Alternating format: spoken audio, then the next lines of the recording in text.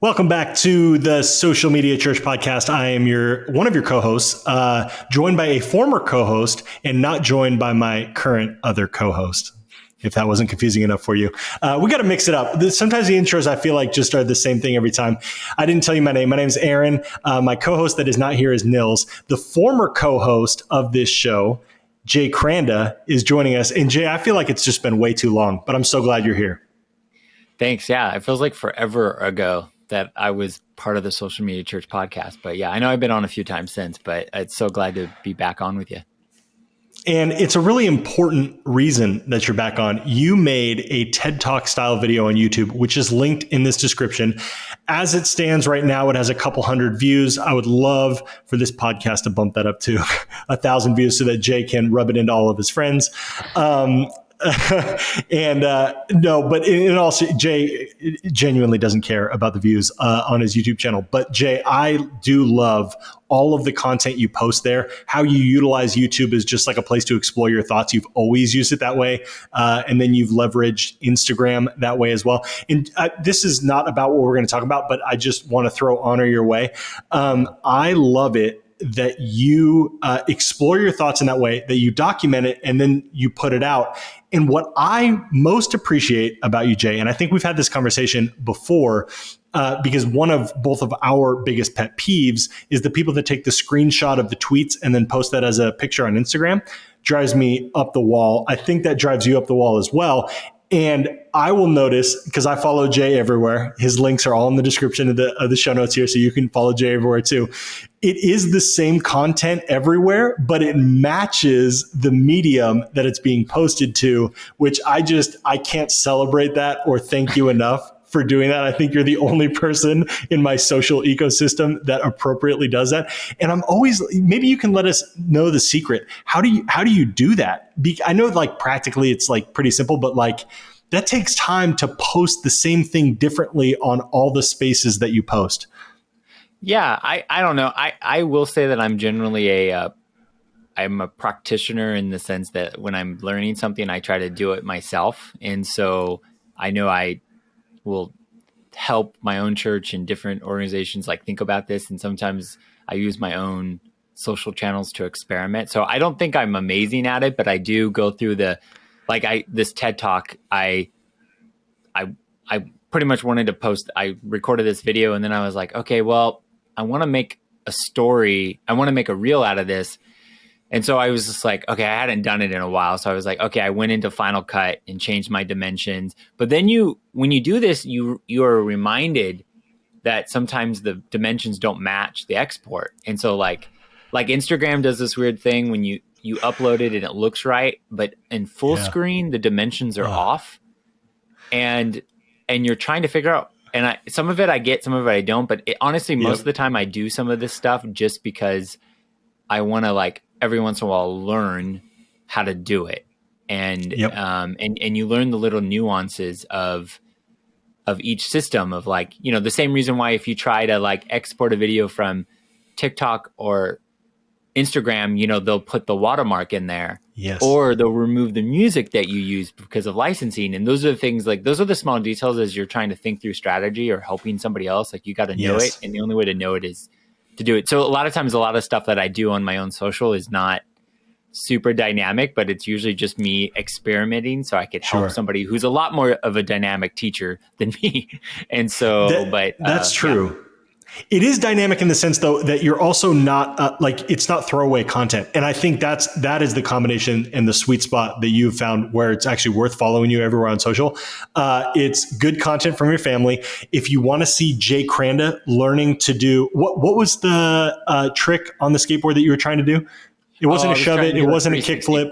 The 360 flip. If you want to watch Jay Kranda do a 360 flip, it's all the content that you're claiming you're just experimenting with. It's all worthwhile content. So all of us are here for the ride while you're also looking at the back end and the analytics. All that to be said, follow Jay Kranda everywhere on social. It will be worth your while no matter where it is. Do you have a favorite platform at the moment, Jay? Yeah, to me, it's always Twitter.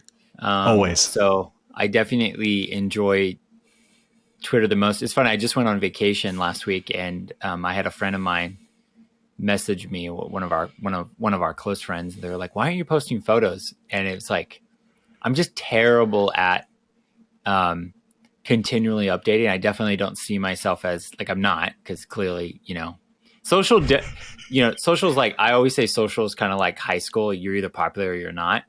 Yeah. And there's elements of it. Like, I just know what I'm not.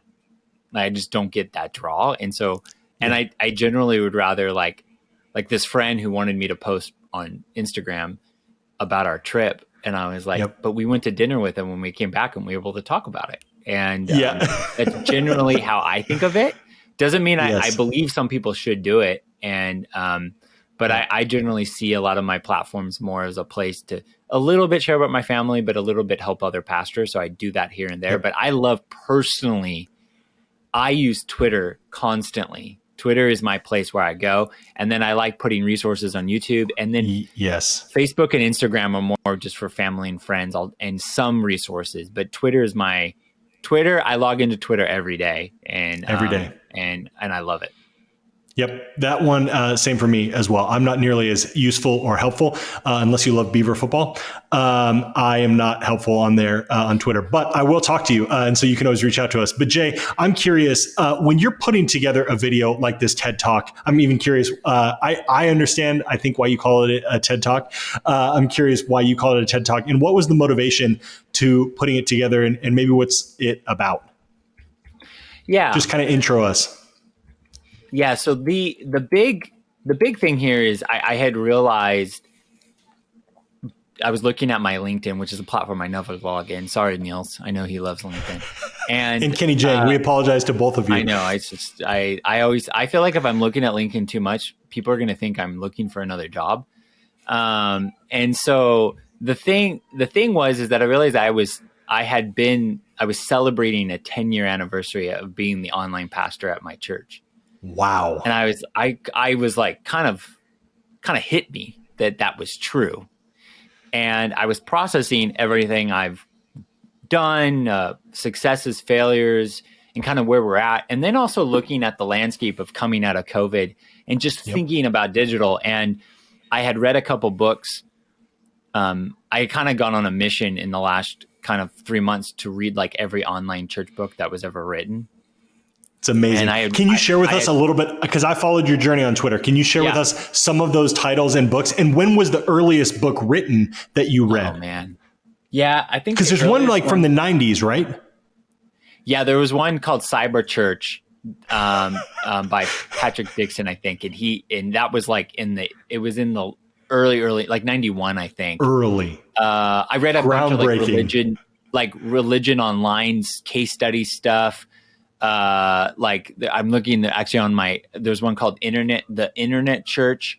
Some of them very good, some of them not so great, but it was just interesting to think about this. And then I read Dave Adamson's, new book, Meta Church. And I was just kind of collectively seeing how everybody thinks about this. And you see people's strengths and weaknesses come out of all these books and these resources.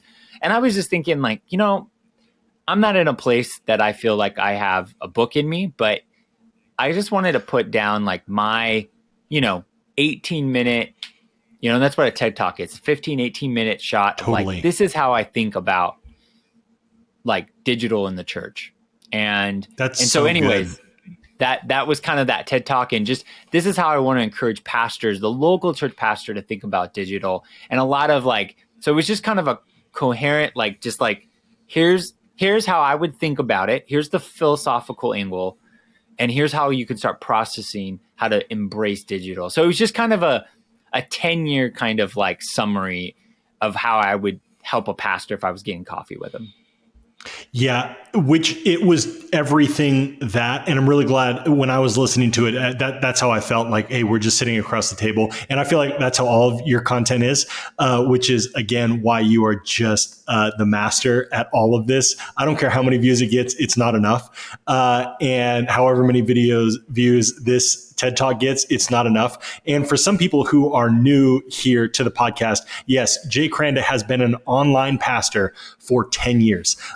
Some people didn't even know there was online pastors 5 years ago. That's not a job. 10 years ago.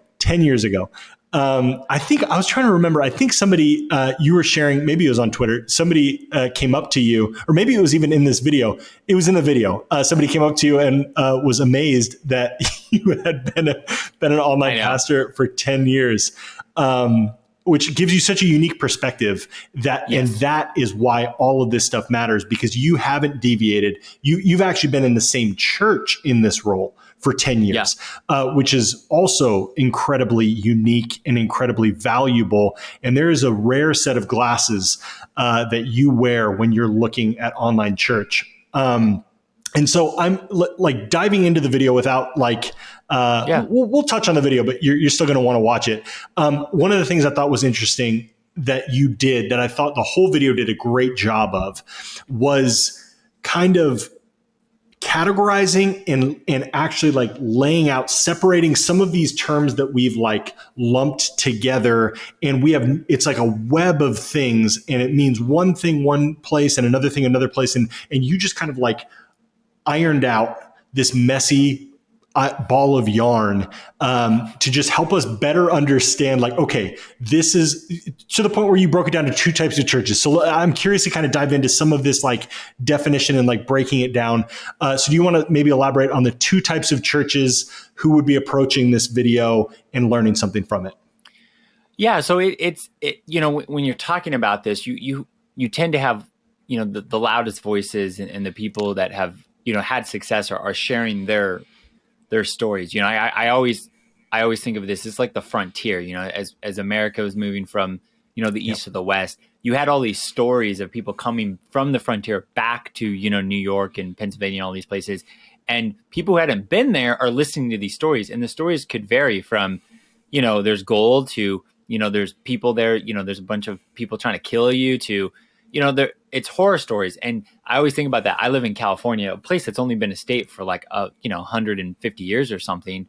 And I live in an area of, my city that I live in is only like 20 years old. And think about that.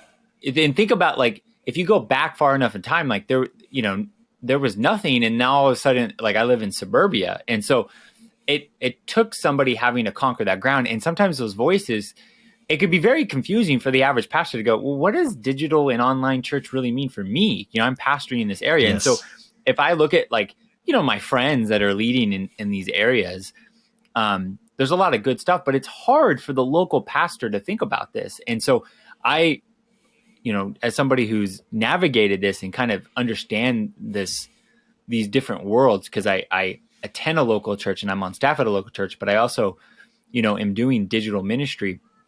I broke it up into you have a location-based digital approach, or you have a location-less digital approach. And I say that because there are a lot of advocates that talk about digital ministry, and they're really trying to make the argument that online church is an okay expression. They're trying to say the people that are meeting on places like VR Chat and Twitch and aren't going to a physical, they're trying to justify that that's viable.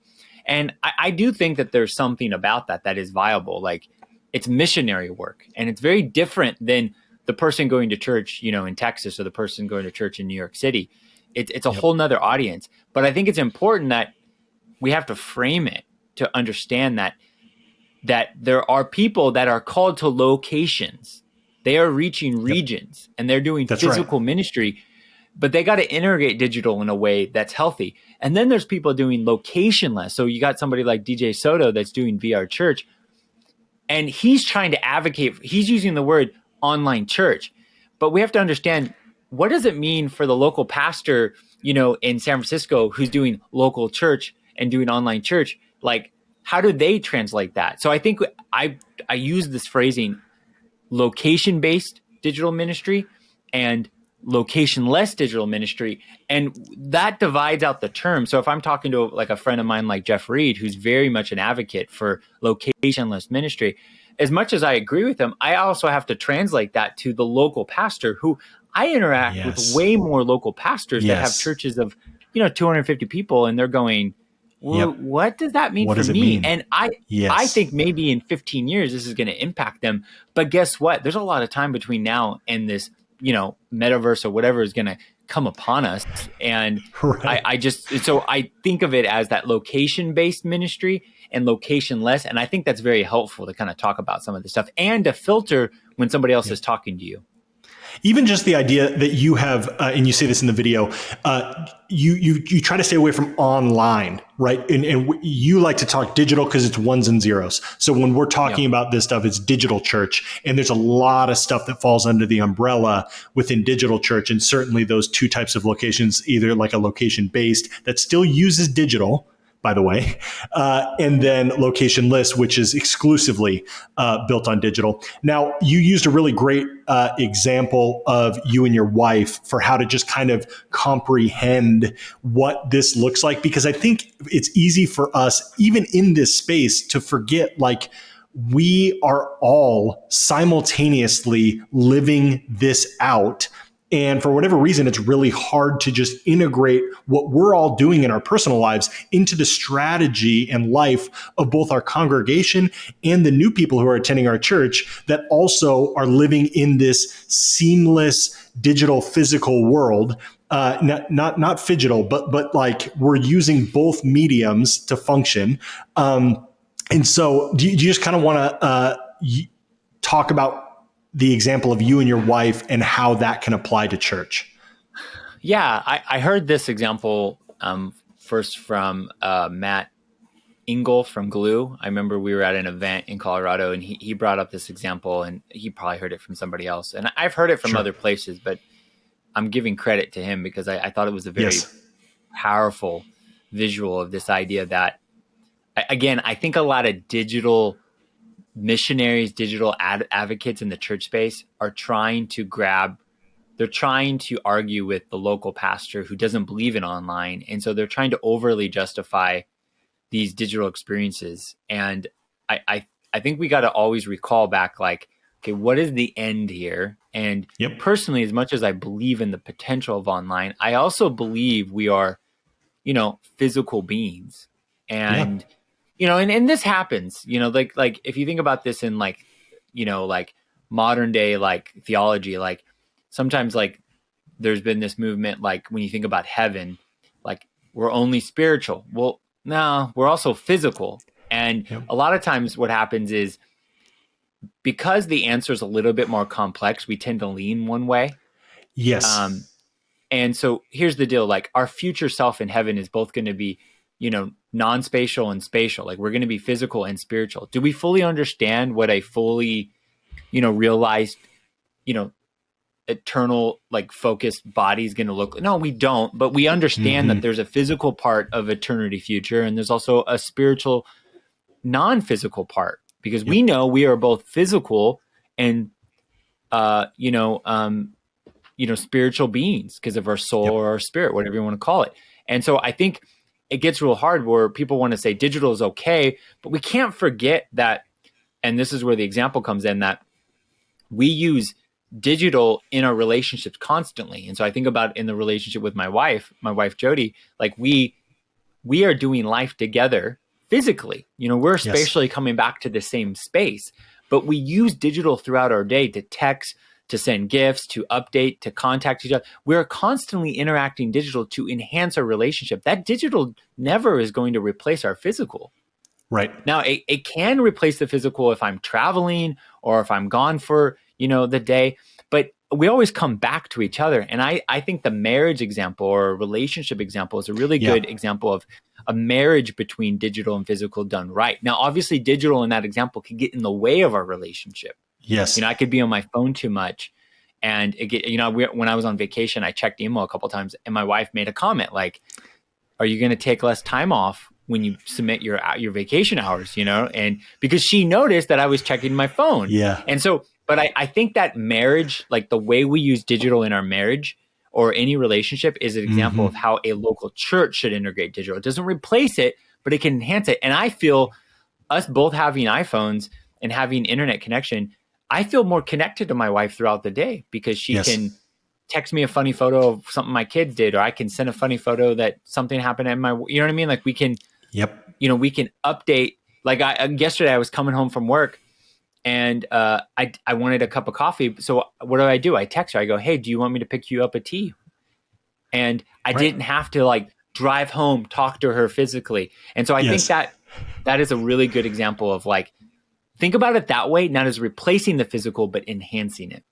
Yes. So as and you need to watch the video. So this podcast isn't going to be overly long, but we just wanted to make sure that you all as a listening audience are aware that this video exists, and this video is going to help you. So really, not really quick, but as we kind of turn the corner here, Jay, you present a great case for what it's been over 10 years. What do you see church being in the future?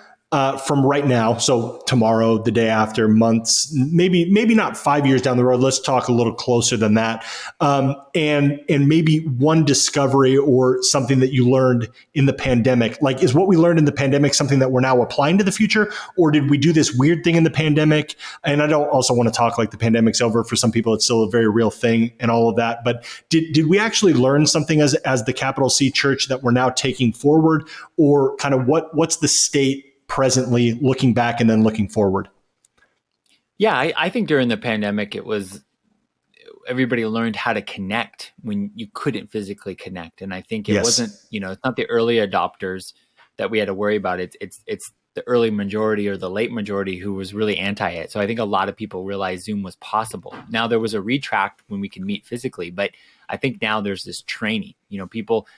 This is like looking at the early history of people being anti-electricity. They're afraid they're going to die, and there's always fear of something new. But once you start using it and seeing the usefulness, it's like the people who said I would never put my credit card online. Yeah. That was a legitimate fear. But as you get more users and more people use it, you change. So I definitely think there was a good there. There was a step forward, and I do think a lot of this. Well, it's hard. Again, the big thing here, and this will probably be my last thought, is that it's hard to envision the future because often we envision the future of the internet through the lens of what's possible now. So Correct. if I think about the first time I used the internet, let's say Totally. in the late 90s, it was email. I couldn't think about video, and I couldn't think about all this because it was dial up. It was slow. Like I had to either if my grandma needed to use the phone, I couldn't use AOL. You know what I mean? Totally. Like that was the internet was non-existent if someone had to make a phone call. Yeah.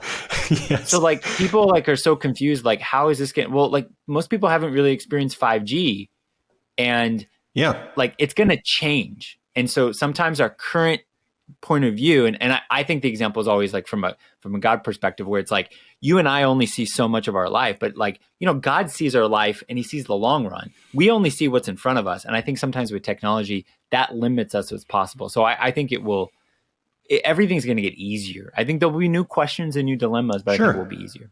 Always is. Yep. So online, so digital church, let me say that. Digital church is not going away is what Jay Kranda's stamp of approval is on. So I would encourage everybody as we wrap up. Jay, thank you for spending a little bit of time with us. I know you got another meeting to go to, which is why we're wrapping this short. But everything that you want to know and want to know more about is in this 18-minute video that Jay posted on YouTube. So again, that's linked in the show notes of this episode. Go watch it. If you're already watching this on YouTube, you're even closer. Subscribe to Jay's channel because great content like this comes out all over the place all the time. Maybe not all the time, but when it comes out, I'm the first one there to watch it. Leave a comment, all of those things. For this podcast, subscribe. We would love that. It helps us get in front of more people like myself, like however many years ago that was, 8 years ago, 9 years ago, when I searched social media church and found this podcast, found Jay and Nils. So when you subscribe, you're doing that for somebody else. And I think that's it. We appreciate your listenership. Jay, thanks for being back on the podcast. And we'll catch you guys on the next episode.